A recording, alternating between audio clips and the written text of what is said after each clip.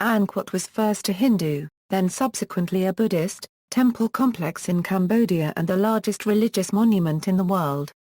The temple was built by the Khmer King Suryavarman II in the early 12th century in Yaśodharapura, the capital of the Khmer Empire, as his state temple and eventual mausoleum.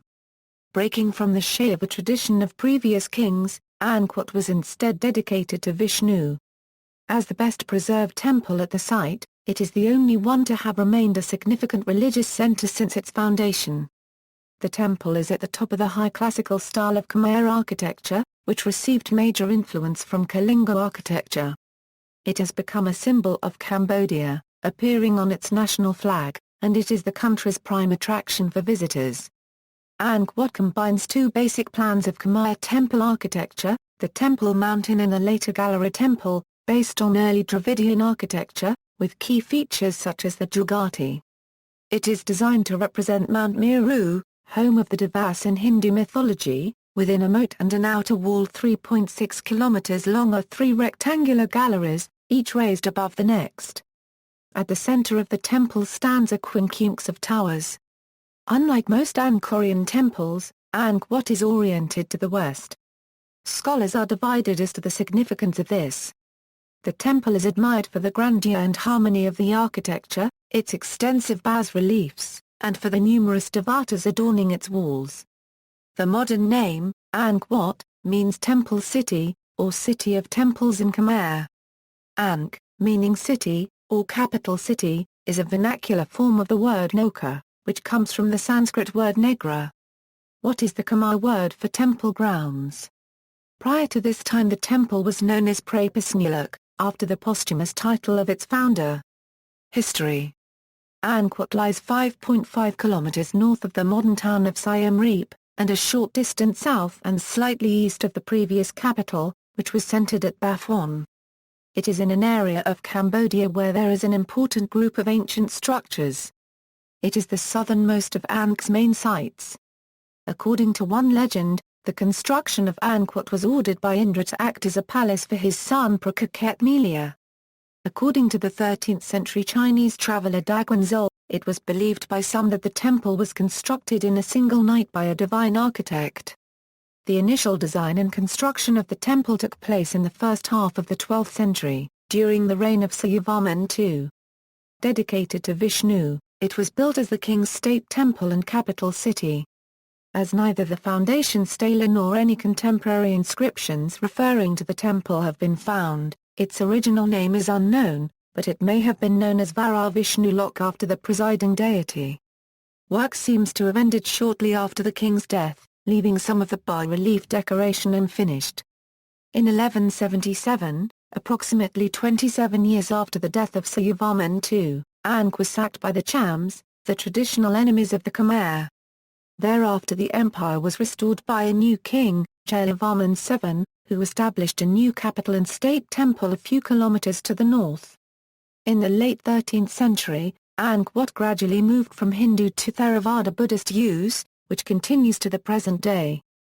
Angkor Wat is unusual among the Angkor temples in that although it was somewhat neglected after the 16th century it was never completely abandoned, its preservation being due in part to the fact that its moat also provided some protection from encroachment by the jungle.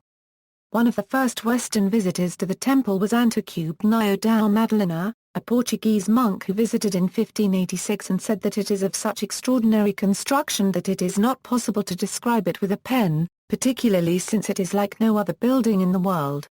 It has towers and decoration and all the refinements which the human genius can conceive of. In the mid-19th century the temple was visited by the French naturalist and explorer, Henri Mouat, who popularized the site in the West through the publication of travel notes, in which he wrote, "One of these temples arrival to that of Solomon, and erected by some ancient Michelin Gilo might take an honorable place beside our most beautiful buildings. It is grander than anything left to us by Greece or Rome, and presents a sad contrast to the state of barbarism in which the nation is now plunged." Mouat, like other early Western visitors, found it difficult to believe that the Khmers could have built the temple, and mistakenly dated it to around the same era as Rome. The true history of Angkor Wat was pieced together only from stylistic and epigraphic evidence accumulated during the subsequent clearing and restoration work carried out across the whole Angkor site. There were no ordinary dwellings or houses or other signs of settlement, including cooking utensils, weapons, or items of clothing usually found at ancient sites. Instead, there is the evidence of the monuments themselves. Angkor Wat required considerable restoration in the 20th century, mainly the removal of accumulated earth and vegetation. Work was interrupted by the civil war and Khmer Rouge control of the country during the 1970s and 1980s, but relatively little damage was done during this period other than the theft and destruction of mostly post-Angkorian statues. The temple is a powerful symbol of Cambodia, and is a source of great national pride that has factored into Cambodia's diplomatic relations with France, the United States and its neighbor Thailand. A depiction of Angkor Wat has been a part of Cambodian national flags since the introduction of the first version circa 1863. From a larger historical and even transcultural perspective, however, the Temple of Angkor Wat did not become a symbol of national pride sui generis but had been inscribed into a larger politico-cultural process of French colonial heritage production in which the original temple site was presented in French colonial and universal exhibitions in Paris and Marseille between 1889 and 1937. Angkor Wat's aesthetics were also on display in the plastic cast museum of Louis Delaporte called Musée Copyright Indo-Chinois, which existed in the Parisian Trocadero Palace from c. 1880 to the mid-1920s. The splendid artistic legacy of Angkor Wat and other Khmer monuments in the Angkor region led directly to France adopting Cambodia as a protectorate on August 11, 1863 and invading Siam to take control of the ruins. This quickly led to Cambodia reclaiming lands in the northwestern corner of the country that had been under Siamese control since 1351 AD, or by some accounts, 1431 AD. Cambodia gained independence from France on November 9, 1953 and has controlled Angkor Wat since that time. Architecture, site and plan. Angkor Wat, located at 13°24 euro squared 45 euro cubed N 103 52 euro squared 0 euro cubed E, is a unique combination of the Temple Mountain, the standard design for the Empire's state temples and the later plan of concentric galleries. The temple is a representation of Mount Meru, the home of the gods, the central quincunx of towers symbolizes the 5 peaks of the mountain, and the walls and moat the surrounding mountain ranges and ocean. Access to the upper areas of the temple was progressively more exclusive, with the laity being admitted only to the lowest level. Unlike most Khmer temples, Angkor Wat is oriented to the west rather than the east. This has led many to conclude that Suryavarman intended it to serve as his funerary temple. Further evidence for this view is provided by the bas-reliefs, which proceed in a counterclockwise direction Prasavya in Hindu terminology as this is the reverse of the normal order. Rituals take place in reverse order during Brahmanic funeral services. The archaeologist Charles Hyam also describes a container which may have been a funerary jar which was recovered from the central tower. It has been nominated by some as the greatest expenditure of energy on the disposal of a corpse. Freeman and Jack, however, note that several other temples of Angkor depart from the typical Eastern orientation, and suggest that Angkor Wat's alignment was due to its dedication to Vishnu, who was associated with the West. A further interpretation of Angkor Wat has been proposed by Eleanor Manica. Drawing on the temple's alignment and dimensions, and on the content and arrangement of the bas-reliefs, she argues that the structure represents a claimed new era of peace under King Suryavarman II. As the measurements of solar and lunar time cycles were built into the sacred space of Angkor Wat, this divine mandate to rule was anchored to consecrated chambers and corridors meant to perpetuate the king's power and to honor and placate the deities manifest in the heavens above. Manica's suggestions have been received with a mixture of interest and skepticism in academic circles. She distances herself from the speculations of others, such as Graham Hancock, that Angkor Wat is part of a representation of the constellation Draco. Style. Angkor Wat is the prime example of the classical style of Khmer architecture the Angkor Wat style to which it has given its name. By the 12th century, Khmer architects had become skilled and confident in the use of sandstone as the main building material. Most of the visible areas are of sandstone blocks, while laterite was used for the outer wall and for hidden structural parts. The binding agent used to join the blocks is yet to be identified, although natural resins or slaked lime have been suggested. Angkor Wat has drawn praise above all for the harmony of its design, which has been compared to the architecture of ancient Greece and Rome. According to Maurice Glaze, a mid-20th century conservator of Angkor, the temple attains a classic perfection by the restrained monumentality of its finely balanced elements and the precise arrangement of its proportions. It is a work of power, unity and style. Architecturally, the elements characteristic of the style include, the ogival, redented towers shaped like lotus buds, half-galleries to broaden passageways, axial galleries connecting enclosures, and the cruciform terraces which appear along the main axis of the temple. Typical decorative elements are devatas, bas-reliefs, and on pediments extensive garlands and narrative scenes. The statuary of Angkor Wat is considered conservative, being more static and less graceful than earlier work. Other elements of the design have been destroyed by looting and the passage of time, including gilded stucco on the towers, gilding on some figures on the bas-reliefs, and wooden ceiling panels and doors. Features: outer enclosure, the outer wall, 1024 by 802 m and 4.5 m high, is surrounded by a 30 m apron of open ground and a moat 190 m wide. Access to the temple is by an earth bank to the east and a sandstone causeway to the west. The latter, the main entrance, is a later addition, possibly replacing a wooden bridge. There are gopuras at each of the cardinal points. The western is by far the largest and has 3 ruined towers. Glaze notes that this gopura both hides and echoes the form of the temple proper.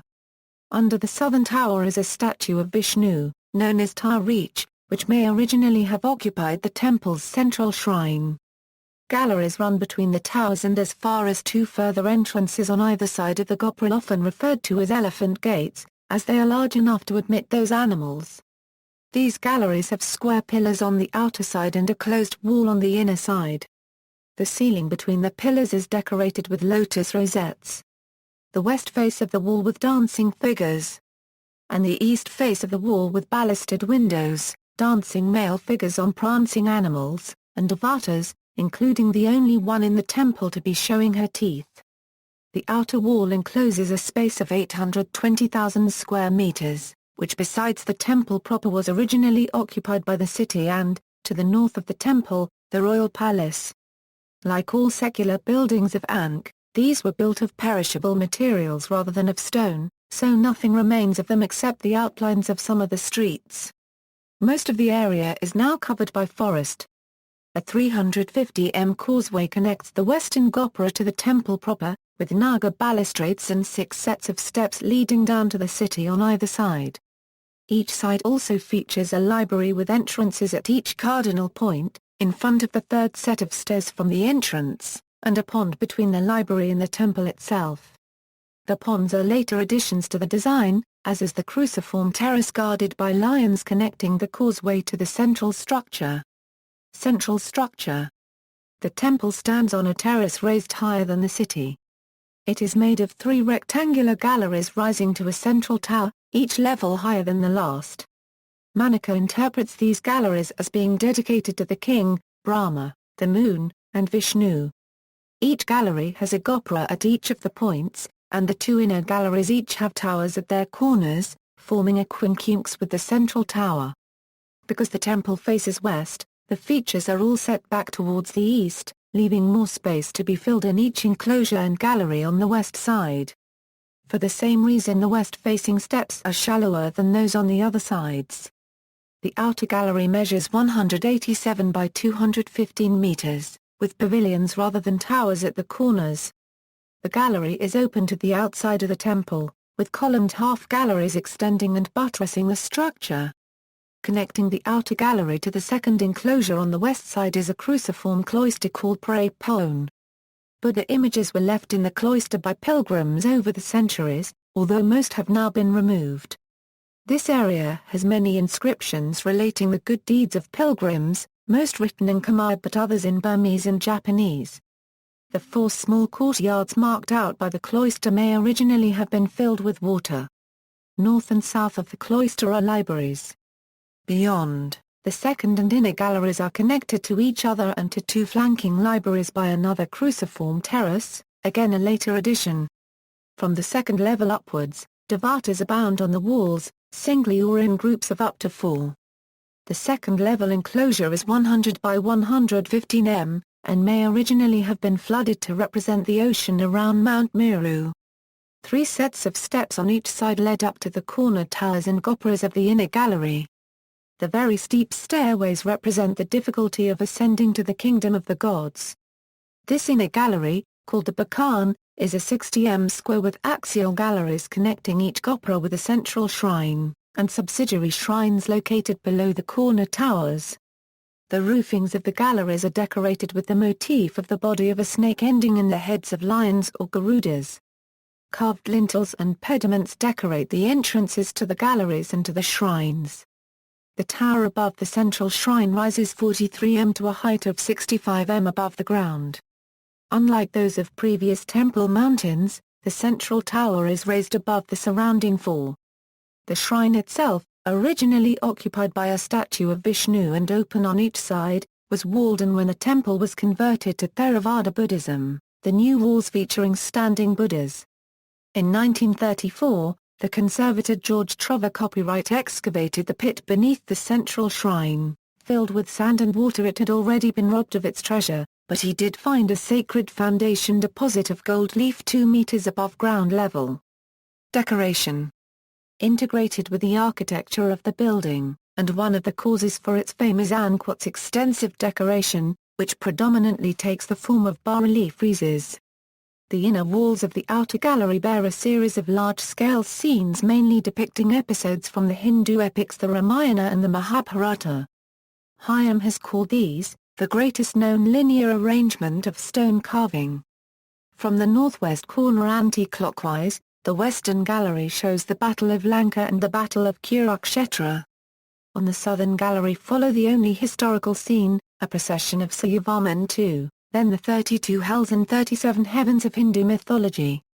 On the eastern gallery is one of the most celebrated scenes, the churning of the Sea of Milk, showing 92 asuras and 88 devas using the serpent Vasuki to churn the sea under Vishnu's direction. It is followed by Vishnu defeating asuras. The northern gallery shows Krishna's victory over Bana and a battle between the Hindu gods and asuras.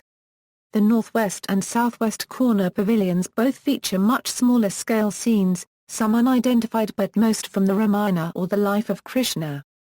Angkor Wat is decorated with depictions of asuras and devata.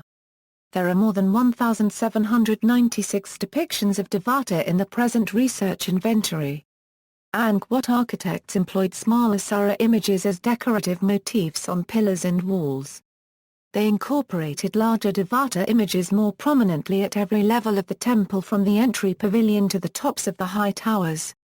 In 1927, Sappho Markle published a study cataloguing the remarkable diversity of their hair, headdresses, garments, stance, jewelry and decorative flowers, which Markle concluded were based on actual practices of the Angkor period. Construction techniques: the stones, as smooth as polished marble, were laid without mortar with very tight joints that are sometimes hard to find. The blocks were held together by mortising tenon joints in some cases, while in others they used dovetails and gravity. The blocks were presumably put in place by a combination of elephants, coir ropes, pulleys and bamboo scaffolding. Henri Mouat noted that most of the blocks had holes 2.5 cm in diameter and 3 cm deep, with more holes on the larger blocks. Some scholars have suggested that these were used to join them together with iron rods, but others claim they were used to hold temporary pegs to help maneuver them into place. The monument was made out of enormous amounts of sandstone, as much as Khufu's pyramid in Egypt. This sandstone had to be transported from Mount Klen, a quarry approximately 25 miles to the northeast. The stone was presumably transported by raft along the Siam Reap River. This would have to have been done with care to avoid overturning the rafts with such a large amount of weight. One modern engineer estimated it would take 300 years to complete Angkor Wat today. Yet the monument was begun soon after Suryavarman came to the throne and was finished shortly after his death, no more than 40 years. Virtually all of its surfaces, columns, lintels, even roofs are carved. There are miles of reliefs illustrating scenes from Indian literature including unicorns, griffins, winged dragons pulling chariots as well as warriors following an elephant-mounted leader and celestial dancing girls with elaborate hairstyles. The gallery wall alone is decorated with almost 1,000 square meters of bas-reliefs. Holes on some of the Angkor walls indicate that they may have been decorated with bronze sheets. These were highly prized in ancient times and were a prime target for robbers. While excavating Khajuraho, Alex Evans, a stonemason and sculptor, recreated a stone sculpture under 4 feet. This took about 60 days to carve. Roger Hopkins and Mark Lane also conducted experiments to quarry limestone, which took 12 quarrymen 22 days to quarry about 400 tons of stone. The labor forced to quarry, transport, carve and install so much sandstone must have run into the thousands, including many highly skilled artisans. The skills required to carve these sculptures were developed hundreds of years earlier, as demonstrated by some artifacts that have been dated to the 7th century, before the Khmer came to power. Angkor Wat today. The Archaeological Survey of India carried out restoration work on the temple between 1986 and 1992. Since the 1990s, Angkor Wat has seen continued conservation efforts and a massive increase in tourism. The temple is part of the Angkor World Heritage Site, established in 1992, which has provided some funding and has encouraged the Cambodian government to protect the site. The German Asara Conservation Project is working to protect the devatas and other bas-reliefs which decorate the temple from damage. The organization's survey found that around 20% of the devatas were in very poor condition, mainly because of natural erosion and deterioration of the stone, but in part also due to earlier restoration efforts. Other work involves the repair of collapsed sections of the structure, and prevention of further collapse. The west facade of the upper level, for example, has been buttressed by scaffolding since 2002, while a Japanese team completed restoration of the North Library of the outer enclosure in 2005. World Monuments Fund began conservation work on the Churning of the Sea of Milk Gallery in 2008 after several years of condition studies. The project restored the traditional Khmer roofing system and removed cement used in earlier restoration attempts that had resulted in salts entering the structure behind the bas-relief, discoloring and damaging the sculpted surfaces. The main phase of work ended in 2012, and the final component will be the installation of finials on the roof of the gallery in 2013. Microbial biofilms have been found degrading sandstone at Angkor Wat, Pre Khan, and the Bayan and West Prasat in Angkor. The dehydration and radiation-resistant filamentous cyanobacteria can produce organic acids that degrade the stone. A dark filamentous fungus was found in internal and external Pre Khan samples, while the alga trench Perlia was found only in samples taken from external, pink-stained stone at Pre Khan. Angkor Wat has become a major tourist destination. In 2004 and 2005, government figures suggest that, respectively, 561,000 and 677,000 foreign visitors arrived in Siem Reap province, approximately 50% of all foreign tourists in Cambodia for both years. The site has been managed by the private Sokamks Group since 1990, which rented it from the Cambodian government. The influx of tourists has so far caused relatively little damage, other than some graffiti. Ropes and wooden steps have been introduced to protect the bas-reliefs and floors, respectively.